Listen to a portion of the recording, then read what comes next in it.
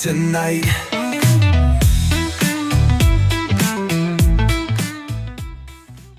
Great day, everyone. I want to welcome you to another episode of the Talk to Me Chef podcast. I'm your host, Chef Diamond McNulty, founder and CEO of Chef Diamond and Friends, creator of the Talk to Me Chef podcast. And you know, our focus is just to empower and aspire young chefs that want to learn how to cook and want to find themselves inside of the kitchen. So we give them a sneak peek into the lives of those who are hospitality professionals, those who are already chefs inside of the kitchen, and those that are already in this space just in general. So today we have a special guest. I'm going to bring her in. Let's bring her in. She's a chef instructor and she's headed to London, right, to study abroad at the Le Cordon Bleu. Come on in, Chef Maddie. Welcome, welcome, welcome. How you doing today? Hi, I'm so good. How are you? I'm outstanding, Chef. How are you feeling today? I'm great. I'm excited for this interview. I'm excited. Let's get into it. Yes. Thank you for joining me. As we, it's always great when we have those that are passionate about cooking. And I've seen you cook so much.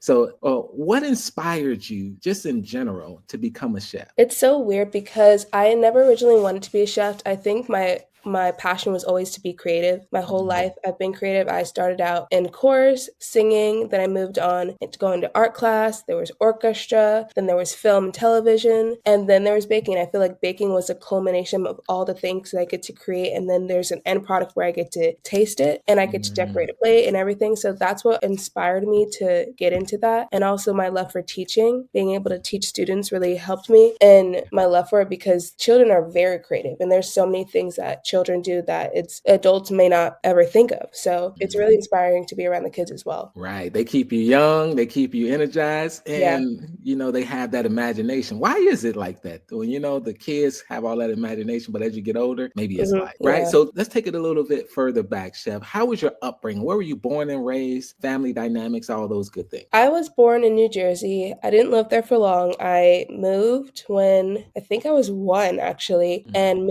I think we moved to Pennsylvania, lived there like maybe 3 years. Then we moved to Costa Rica. We moved a lot. So we moved to Costa Rica. We stayed there for a year and a half. That was a very pivotal point in my life because it's very different from the States and everything's fresh. It felt like I was in real life in Costa Rica. So when I came back to the States and I saw the lights and I saw everything, I was like, oh my gosh, it's assimilation. So it was very interesting to come back to America. But then we moved to Georgia and we've been here ever since. I was raised with my 3 other sisters. I only have sisters. So there's 4 of us, and I have 1 older sister and 2 younger sisters, and we're kind of all very creative. My sister's in color guard. She likes to draw. My second younger sister, she likes to sing, and she has so many instruments: guitar, piano, bass, ukulele. And then my older sister is studying business right now, and that's also another creative thing if you really think about it, because you have to create a whole business idea and business plan. So we're a pretty creative family. And that's unique, right? Because you're surrounded by creativity. So it allows you to be yourself at all times. Yeah. So here you are, you're coming up, right? High school, grammar school, high school, of course. And what were those dynamics like? Middle school, high school? So middle school was very interesting. Well, I was in chorus for most of middle school and then orchestra. So I feel like those were my favorite things about it. School, I didn't love, but then I got to high school and I only did like half of 9th grade. And then I went into the rest of high school doing homeschool. And I loved being homeschooled because I could just do anything I want. Only had 2 hours of school. I actually learned more and I got to create and I got to cook and I got to do all the things. So I really, really love being homeschooled. That was my favorite thing. But if in middle school, I did like being in the chorus and orchestra. Those things I did miss, but I had more time at home to do more of the stuff that I love. And that's unique too. So that's great. And then you always hear the difference between homeschool and actually, traditional schooling. But there are some benefits to you having that freedom to be yourself and create. What were some of those benefits that you were like, man, now I love cooking. Now I'm able to have these exposures? I think because there was no limit to what I could do. Usually in school, they'll give you a specific assignment. You have to do it this way, you have to do it that way.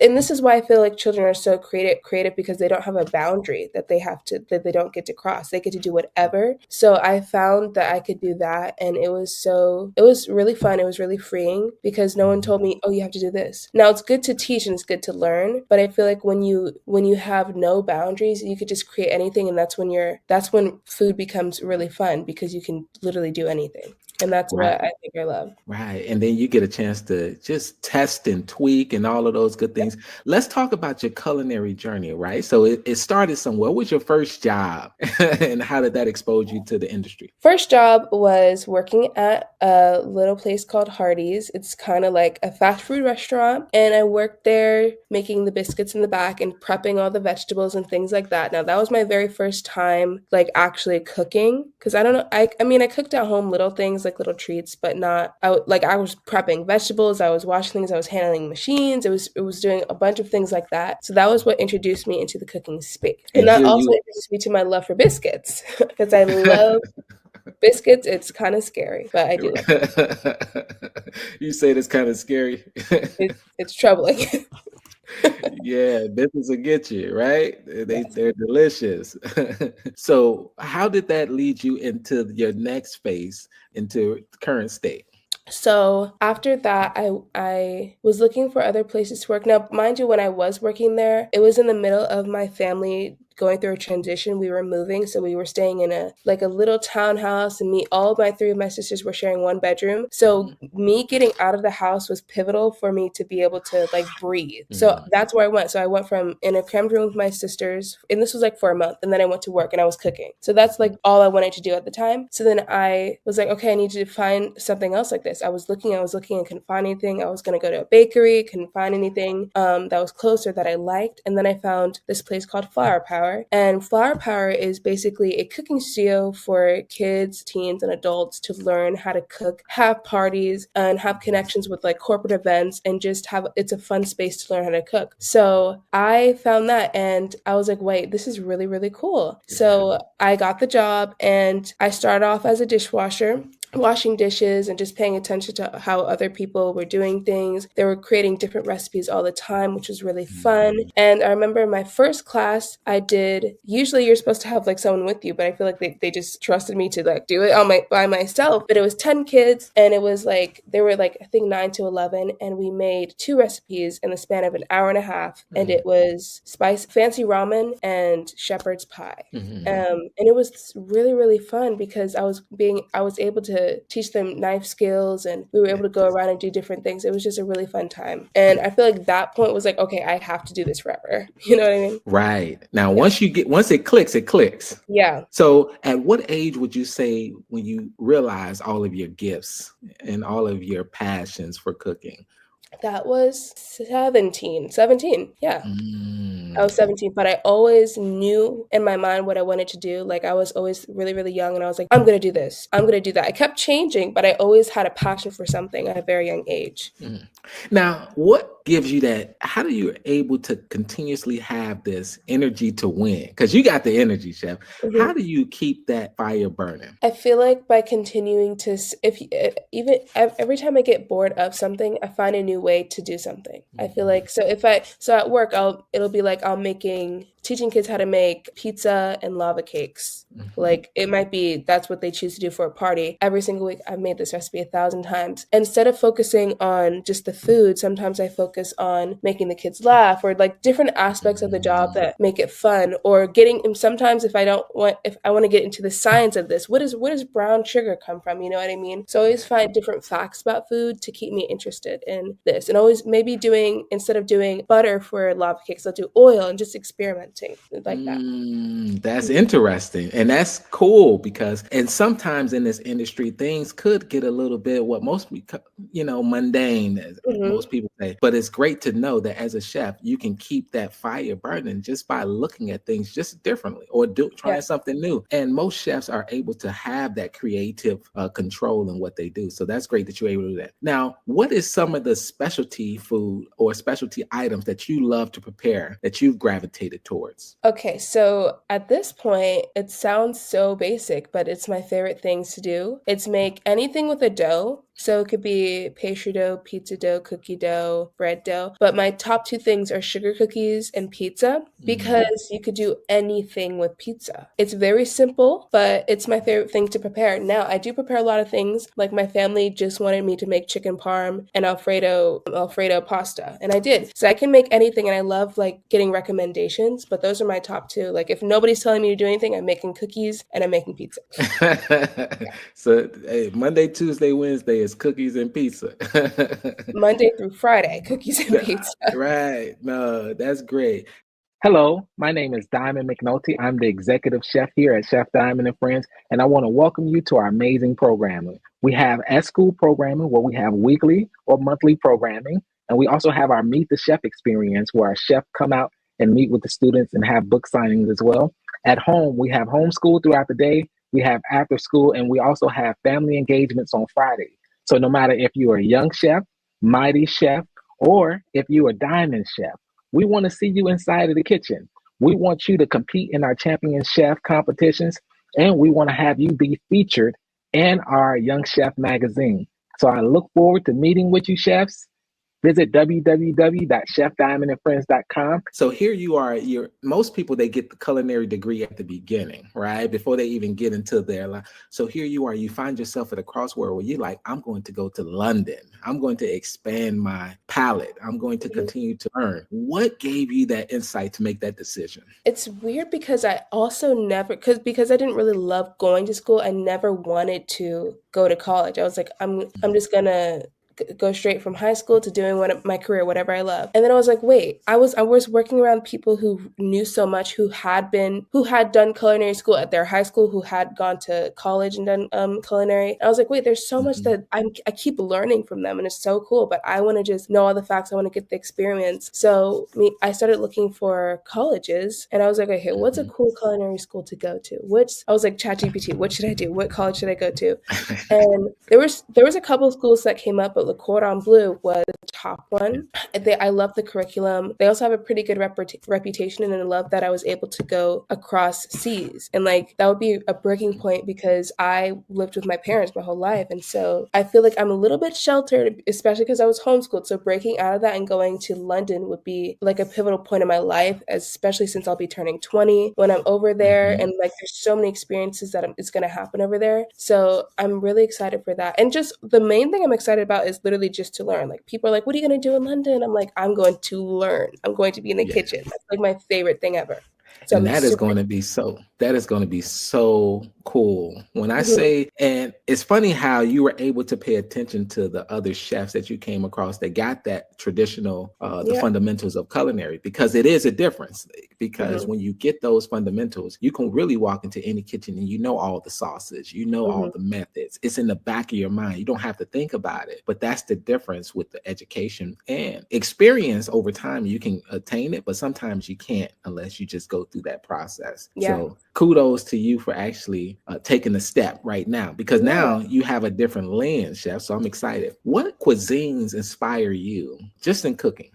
I love Mediterranean and I love Persian foods. I feel like the flavor profiles are so different from American, from French, from Spanish. It's very similar to Spanish, but I feel like they incorporate a lot of floral essence, a lot of fruit, and then a lot of grain. And it's very interesting because the combinations they do is very different from American cuisine, which I feel like American's a culmination of a bunch of different things. But Persian and I also really like that their food is healthier. So they use a lot of the same things, but everything's very healthy, very pure. And I feel like their flavor combinations are so interesting. So I feel like that if I were to pursue something other than pastry, I'd probably do Mediterranean and Persian, like get into that. Awesome. Because there's so many varieties, right, that you can choose from. And as to our young chefs or others that are aspiring to become chefs are watching, the world is yours, right? It's in your hands. Whatever you love, you can really dig deep and specialize into something. But like yourself, you're starting off in baking and pastry because that's what you love. Do you believe that there's a secret recipe, or is there something that you have an inkling for that others haven't really caught on to yet? A secret recipe? I don't know. For me, I feel like every recipe I do is secret because, like I said, I love doing cookies. But because I've mastered cookies, I no longer use a recipe. So I literally Mhm. eyeball everything, and I don't go off of measurements. I go off of texture. So I feel like it's a secret to me too because I could never replicate it. I always go off of texture. So that's the thing. But they always end up so good, which is Wow. also a downside because I can't replicate it. Right, but when you think about it, that's how it was done back in the days when, Hmm. your grandmother or your mother was making something, they got it. Once you get it down and you get that muscle memory down, you don't have to really worry about it because you know based on the texture. Now that's a great skill set to have. Hmm. What has been your big vision? So right, we're going to culinary school. What are some of the things that you look forward to in the future? So for my future, I have like a 3-year plan, but I know at the end of that, like 10 years from now, in my 30s, I want to own my own like pastry bakery slash Bible study slash coffee shop place. So I've already been working on it for the past like year where I'm looking at foods that are mentioned in the Bible, like figs, olive oil, honey, curds, and all these different things in the Bible that I can implement into like a pastry and Yes.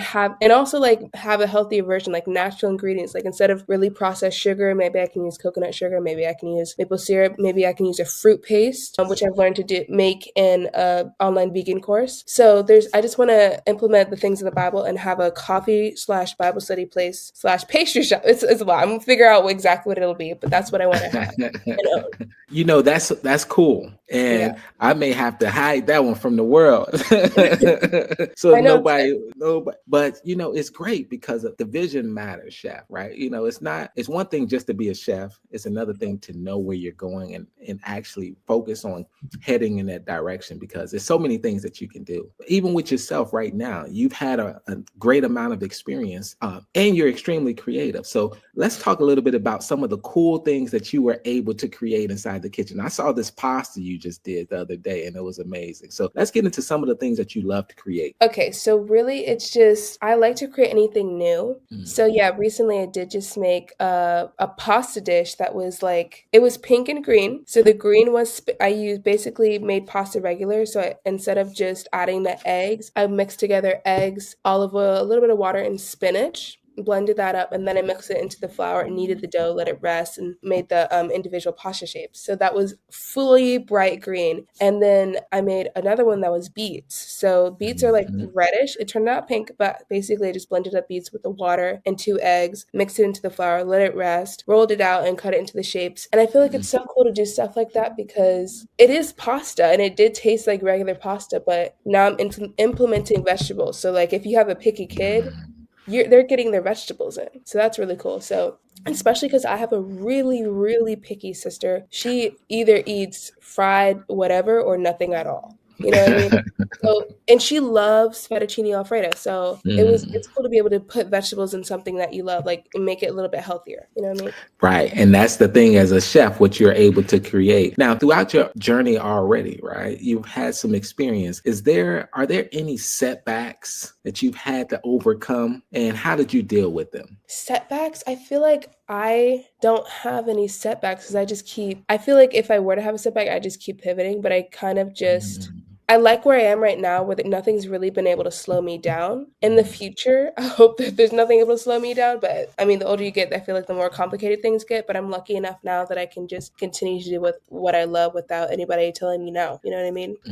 And how important is it for others to start young, start early based on Yeah. their passions? You know what? It's really cool because when you start young, whatever it is you do, whether you have a clothing brand, whether you have a business where you're like a model or whatever it is, Mhm. people draw more attention to people when they're young and people support people more when they're young. And I've seen like a lot of people support young people like, oh my gosh, they have this going on. They're so young. Because in school, like you're taught to work in a commercial job, you know what I mean? So when you break those boundaries, it's like, wow, how did you come up with this? You know what I mean? Because we're taught a certain way to do a certain thing. So when you do stuff young, it's like that's the most creative thing and people will support it. So I feel like it's important to like go against the boundaries of what you may be told to do, because it can be the most creative thing and it can be really fun for you. And it's possible. Anything is possible if you continue to believe. If you weren't a chef, what were some of the things that you would be into? It's just so many things. I feel like because I'm so creative, the original thing was to be a singer, hence why I was in chorus for like 6 years. So it was a singer, then it was an actor, and I've been on sets, I've been doing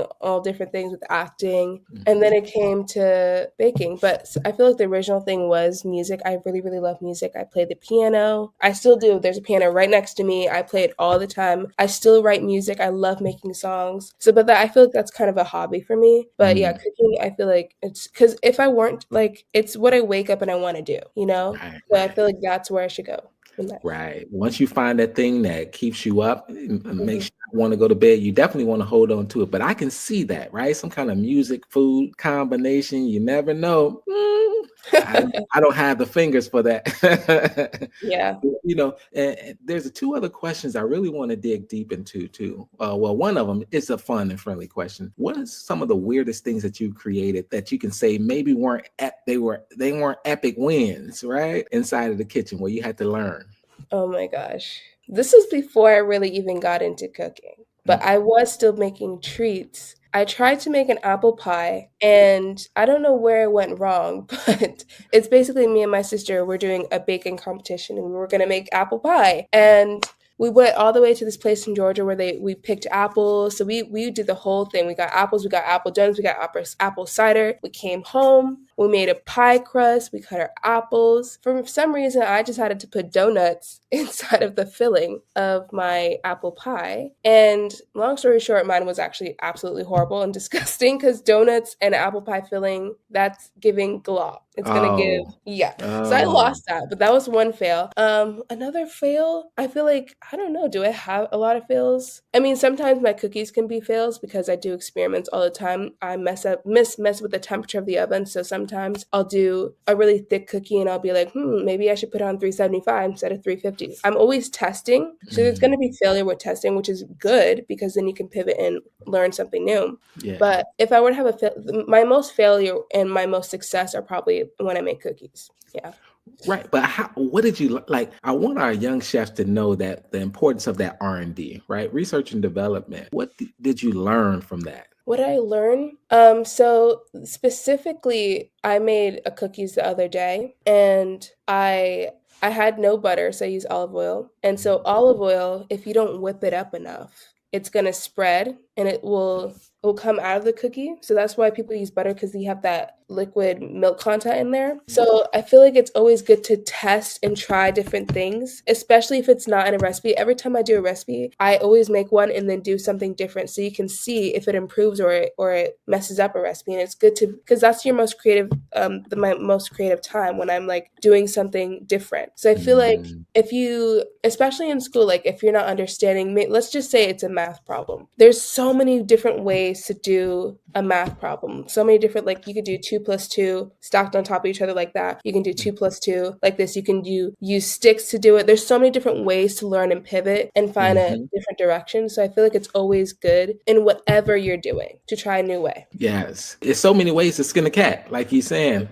Don't skin a cat, but right? But that's just that. But what legacy do you hope to leave in the culinary world? I just really hope everything that I do, I want it to result in people coming to Christ. So that's what I live my life for him. So in the end, where I'm saying like I wanted to open up a shop where people could come in and like learn, even if you're not a Christian, even if you don't know God, just to come in and feel his presence and like read a Bible and get a pastry and be like, oh, this is so cool, this is from the Bible. Like, because really it is, all of the Bible is history. So even if you don't believe in God, you're learning something. So I feel like that's a legacy that I want to leave behind, just creating a space for people to come and learn and seek his presence. You know what I mean? That is going to be awesome. I'm excited. I'm the first customer. Come on. Yes. I take a dozen of these. Yes. Okay, Chef. So I want to thank you. Is there anything else that we haven't shared with our audience that you'd like to share before we head out? I think we probably got it all, to be We got honest. it. We got it Got it all. all. And that's the journey, right? So the past, the present, and the future. I think it's important for our young chefs and those that are watching that, anything is possible if you believe in yourself, right? Here Mhm. you are. It doesn't matter how it works, but it's your journey to success. It's your journey to fulfilling your gifts and your purpose in life. And you're well on your way. So thank you for sharing your journey, because I know it's going to inspire so many others. Yeah. And it's always great to see you cooking some great things. And we're doing so many great things with Chef Diamond and friends. So I'm excited for what you're going to do in London. Mhm. Yeah. So how can everyone get in contact with you, Chef? So you guys, I'm not on social media that much, but I do have a TikTok called Mix It Maddie. If you guys want to check that out, I do a bunch of different cooking videos. I recreate some popular brands. I've recreated crumble cookies a few times because, in my opinion, crumble cookies are horrible and there's too much sugar in there. So I've recreated it better for you if you guys want to check that out.